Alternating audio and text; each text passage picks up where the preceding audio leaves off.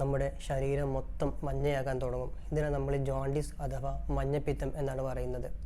നമ്മുടെ പ്രായമായിട്ടുള്ള രക്തകോശങ്ങൾ 120 ദിവസത്തിൽ കൂടുതൽ പ്രായമുള്ള രക്തകോശങ്ങൾ നമ്മുടെ ശരീരത്തിൽ നശിപ്പിക്കപ്പെടുന്നുണ്ട്.